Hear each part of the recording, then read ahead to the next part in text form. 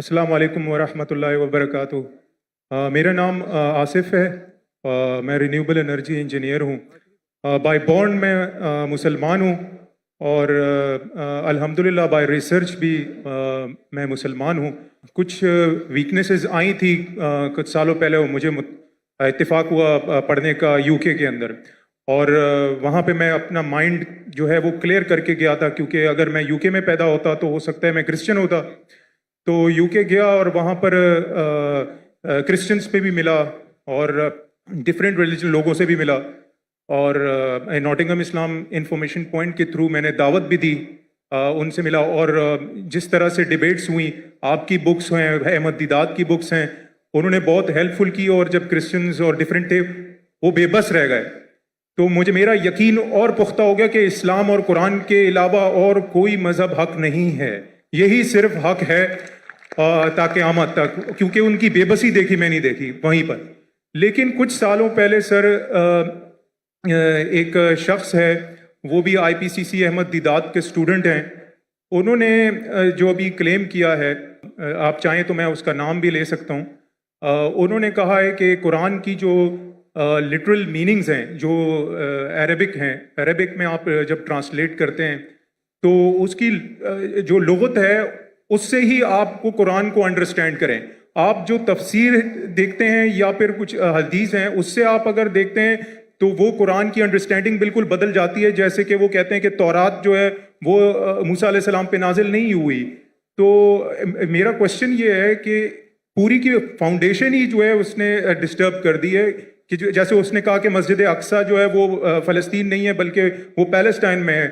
تو یہ جو انڈرسٹینڈنگ ہے کہ آپ کہ قرآن جو ہے وہ صرف قرآن سے ہی سمجھا جا سکتا ہے، کیونکہ وہ اللہ نے اس کی جو ہے ذمہ داری لی ہے، باقی تو مین میڈ لوگوں نے کتابیں لکھی ہیں ساری جو اس کا کلیم ہے۔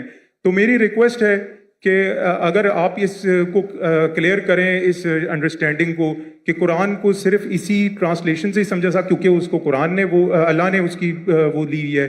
تو اور ریکویسٹ ہے کہ سمجھ گیا بھائی، کب سے کھڑے ہوئے سمجھ گیا آپ سر، میں سمجھدار ہوں میں، اور کس کے بارے میں بات کرتے ہو بھی جانتا ہوں میں۔ جزاک اللہ۔ بھائی صاحب کا سوال ہے کہ ایک شخص ہے پاکستان میں جو دیدہ صاحب کا شاگرد کہلاتا ہے، اور وہ کہتا ہے کہ قرآن مجید کو لغوی معنی ٹرانسلیشن کیا ہے اس سے سمجھ آ جا، حدیث سے نہیں۔ قرآن میں کئی آیتیں اطیعوا اللہ اطیعوا رسول، اوبے کرو اللہ کو، اللہ کے رسول کو۔ کیسے اوبے کریں گے؟ اللہ کے رسول ابھی زندہ ہے نہیں، ان کی ٹیچنگ زندہ ہے جی، انتقال ہو چکا، انشاءاللہ جنت فردوس میں ملیں گے انشاءاللہ۔ تو کس سے پوچھیں گے آج کی تاریخ میں؟ یہ اللہ کا تو کلام ہے نا، جی، اطیعوا اللہ اطیعوا الرسول، obey Allah obey the messenger, کس سے پوچھیں گے؟ کدھر ہے؟ حدیث پوچھو ان سے، سمپل ہے۔ کوئی بھی اگر قرآن کا بیسٹ کامنٹری قرآن خود ہے اور اللہ کے رسول کی حدیث، دو چیز، قرآن خود اور اللہ کے رسول کی، یہ بیسک ہے۔ Best is Quran it self, کئی جگہ قرآن میں دو جگہ ذکر ہے تو commentary it is called it self. Number 2 اللہ کے رسول کی حدیث، اس کے بعد اینسلری، اور ہو سکتا ہے سائنس، ہو سکتا ہے ٹیکنالوجی، بعد میں آئیں گا۔ دو بنیاد ہے اپنے شریعہ کی، قرآن اور حدیث۔ اور پھر قرآن میں یہ بھی لکھا ہے فَاسْأَلُوا أَهْلَ الذِّكْرِ إِن كُنتُمْ لَا تَعْلَمُونَ۔ سورہ نحل سورہ نمبر 16 آیت نمبر 46، سورہ انبیاء سورہ نمبر 21 آیت نمبر 7، دو جگہ لکھا ہے۔ اس سے پوچھو جو ایکسپرٹ ہے۔ یعنی قرآن میں سارے پرابلم کا، ایک جن نے پوچھا کھانا کیسا پکانا لکھے ہے، میں بولا ہاں لکھے ہے، کہاں لکھے ہے؟ کوک سے پوچھو نا، کوک ایکسپرٹ ہے نا۔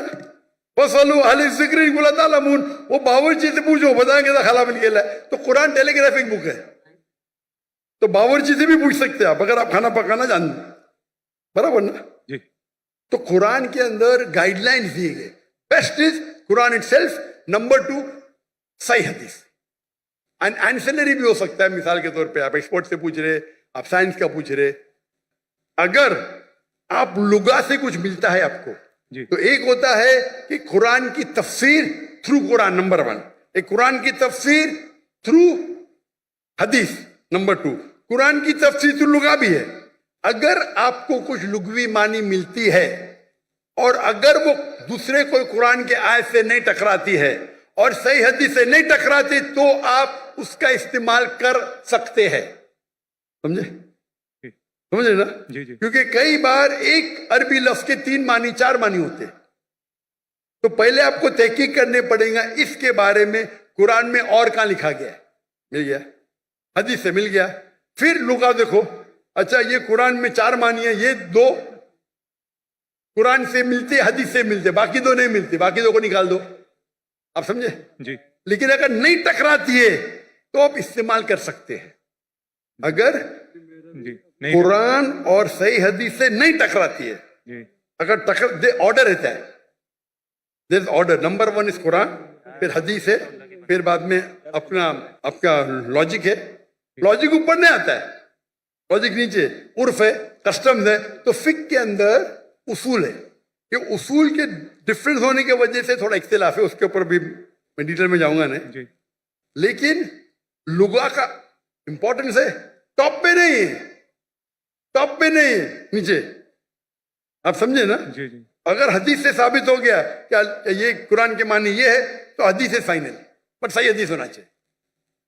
मिसाल के तौर पे सबसे पहली आयत जो नाजिल हुई, पहले 2 आयत, इकरा बिस्मि रब्बिकल्लज़ी खलक खलकल इंसान मिन अलक, और इकरा की सूरा नंबर 96 वर्स 1 और 2. पढ़ो अल्लाह के नाम से जिसने पैदा किया एक खून के लोथड़े से, लीच. अभी साइंस आज कहती है खून के लोथड़े से तो इंसान बना ही नहीं. उसका मतलब कुरान में गलती है, नऊज़ बिल्लाह, बराबर ना. और बहुत से लोग एतराज देते आपके पहली 2 आयत में ही गलती है, क्योंकि पहले लोग समझते थे, ग्रीक लोग, कि इंसान खून के लोथड़े से बना है. अभी आप जब तहकीक करेंगे तो अलाका के मानी 3 होते हैं. खून का लोथड़ा, लीच, लोच जैसा, Leach like substance, and something which clings. 3 मानी होते हैं. खून का लोथड़ा, लीच लाइक सब्सटेंस. लीच को क्या बोलते हैं उर्दू में? लोच. लीच को क्या बोलते हैं उर्दू में? जोंक. जोंक. जोंक. जोंक. जोंक. और तीसरा है समथिंग विच क्लिंग, जो लटकता है. तो कीथ मोर के पास जब गए थे और ये तीनों मानी दिखाए, कीथ मोर एक क्रिश्चियन था. जी. 1991 में 1920 में गए थे उनके पास. वो दुनिया का बेस्ट एम्ब्रियोलॉजिस्ट था. लिखेंगे तर्जुमा. हमारी साइंस को पता ही नहीं कि एम्ब्रियो मतलब जब बच्चा माँ के पेट में जब शुरू में पैदा होता है उसे कहते हैं एम्ब्रियो. हमारी साइंस तो कहती नहीं कि वो जोंक के जैसा लगता है. वो माइक्रोस्कोप में गया, शॉक हो गया, अरे हाँ सही है भाई, ये जोंक लगता है. तो इसमें मानी कौन सी है? अभी अलाका की क्या मानी है? जोंक. समझ गए? या. बाद में उससे पूछे बाकी के बारे में क्या है? नहीं भाई, बच्चा लटकता भी है तो दोनों सही है. बच्चा जब मां के पेट में रहता है, वूम में रहता है, तो बच्चा लटकता है थ्रू द एम्बोलिकल कार्ड. एम्बोलिकल कॉर्ड के थ्रू लटकता है, बराबर. दोनों सही है. और रिसर्च करे पता चला कि दिखने के अंदर बच्चा शुरू में खून का लोथड़ा दिखता है, तो वो भी सही है. खून के लोथड़े से नहीं बना, लेकिन खून के लोथड़े जैसा लगता है. तो कुरान की जो आयत है, इक़रा बिस्मि रब्बिकल्लज़ी खलक खलकल इंसाना मिन अलक, अलाका के मानी खून का लोथड़ा, जोंक और लटकना, तीनों सही है. कोई भी हदीस से टकरा रहा नहीं, कोई भी तफसीर में लिखा नहीं, कोई भी तफसीर में लिखा नहीं कि ये लॉन्च के बारे में, जोक के बारे में. खून का लोथड़ा लिखा है, लेकिन वो गलत फहमी थी, क्योंकि खून के लोथड़े से बनता नहीं, खून के लोथड़े जैसे लगता है. आप समझ रहे ना? तो इस वक्त आप लुगा का इस्तेमाल करें, अच्छी बात है, लेकिन वो लुगा अगर कुरान के दूसरे आयत से टकराता है या हदीस से टकराता है तो उसको छोड़ देने का. आप समझ रहे ना? जी जी. तो लुगा की अपनी उसका दर्जा है, लेकिन नीचे. तो अगर आप उसूल को जाने, उसूल को जाने ने और अपने फतवे देने लगे तो हालत ही होएगा. और उम्मत को अगर बेसिक नॉलेज है दीन की, कोई भी आलिम आपको کوئی بھی گھمائیں گا نہیں عالم. اگر آپ کو پتا ہے دین کے بارے میں, واللہ کوئی بھی عالم گھما نہیں سکتا آپ کو. وہ پرابلم ہے ہم دین کے بارے میں جانتے ہی نہیں نا. میں آپ سے سوال پوچھتا ہوں, اگر ہندوستان میں حیدرآباد میں گاڑی پہلی بار آئی تھی بہت سال پہلے, تو ایک نواب گاڑی خریدتے, پہلی بار گاڑی آتی, امیر رہتے, مل جاتی گاڑی ان کو, تو گاڑی کے ساتھ ڈرائیور بھی آتی. کس کو چلانے آتا ہی نہیں, گاڑی کس کو چلانے آتا ہی نہیں نا, تو کمپنی اس کو ڈرائیور بھی دیتی ہے. تو نواب صاحب بولتے میری بیوی کو شاپنگ جانے کے, گاڑی کو باہر نکالو. تو ڈرائیور بولتے نواب صاحب گاڑی خراب ہو گئی, اب بھی صحیح کرو. تو بولے صحیح کرنے کے لیے 10 کلو گھی چاہیے, 20 کلو رائس چاہیے, باسمتی رائس, اور 30 کلو شکر. تو نواب صاحب اس کو 20 کلو گھی دیتے, 30 کلو باسمتی رائس اور 30 کلو شکر دیتے, اور گاڑی چلنے لگتی. میں آپ کو پوچھتا ہوں, آج آپ کا ڈرائیور بولا مجھے گاڑی صحیح کرنے کے لیے 20 کلو اصل گھی چاہیے, 30 کلو باسمتی رائس چاہیے, اور 30 کلو شکر چاپ دیں گے اس کو؟ Of course not. کیا کریں گے, لات مار کے بھگائیں گے نا. کیونکہ آپ گاڑی کے بارے میں جانتے, آپ دین کے بارے میں نہیں جانتے. تو یہ مسلمان کا جال ہے. آپ دین کے بارے میں جان لیں گے تو کون آپ کو گھی نہیں پوچھے گا. آپ سمجھے نا. کل میرے بیٹے نے تقریر کی تھی اردو میں, کیا قرآن کو سمجھ کے پڑھنا ضروری ہے. ہو سکتا ہے کہ یہ ایگزامپل انہیں دیا ہوگا کل کی تقریر میں, دیے نا, ماشاء اللہ آپ تھے. تو وہ پرابلم ہے. اگر کوئی ایک دم پیچیدہ سوال ہے فقہ کا, تو جا کے پوچھو. یہ بیسک کیا پوچھنے کا, ہمارا فرض ہے. اگر کوئی فقہ کے بارے میں تو جاؤ مولانا کے پاس, اچھی بات ہے. یہ بیسک چیز کے بارے میں کیا, آپ سمجھ رہے نا. تو if you know the basic knowledge کو نا میں گھمائیں گا نہیں. تو قرآن کو سمجھ کے پڑھو. الحمدللہ جہاں تکلیف آتی ہے نزول ہے قرآن, تو کیا عالم سے بات ضروری ہے. لیکن یہ بیسک کس طریقے سے قرآن و حدیث پہ عمل کرنا چاہیے, تو ہر مسلمان اگر سیکھے. یہ ہمارے راہ نجات کی کتاب ہے, تو انشاءاللہ ہم اس دنیا میں سفل رہیں گے, آخرت میں بھی. جزاک اللہ.